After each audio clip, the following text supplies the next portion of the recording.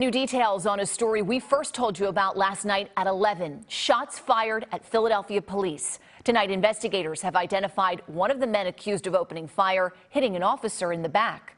Investigators tell us an officer rolled down the window of his unmarked car to check on a man riding a bicycle, and that's when the man just started shooting. Police tell us that man is Jeffione Thomas. As NBC10's Brandon Hudson reports, the police union is now offering a $5,000 reward for any information leading to his arrest. Less than 24 hours after an intense gun battle which saw Philly police under fire, a dozen armed SWAT officers stormed a home in East Mount Airy. Detectives told NBC10 they were looking for Jeffione Thomas.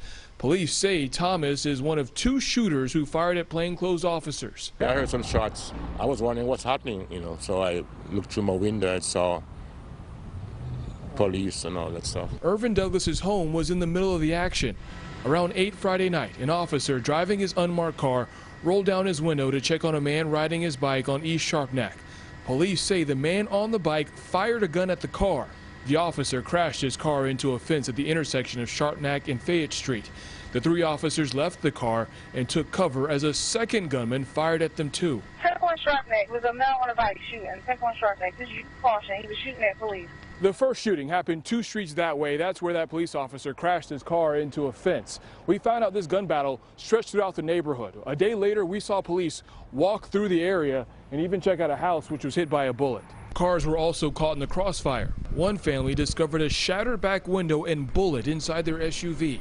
In a statement, City Council Majority Leader Cheryl Parker, who serves the area, said she's relieved to hear none of the officers were seriously injured. She added, quote, "This is the height of lawlessness, and it is completely unacceptable behavior in a civilized society.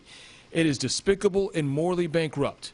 NBC10 learned one of the suspects, Jeffione Thomas, had prior arrests, including a gun charge in 2010. He also violated probation twice. Neighbor Irvin Douglas says he would see Thomas occasionally, but never spoke to him. It made me feel scared momentarily.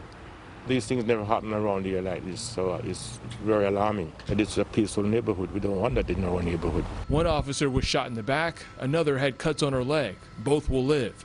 Police haven't said if the shooters knew they fired at cops. In East Mount Airy, Brandon Hudson, NBC10 News.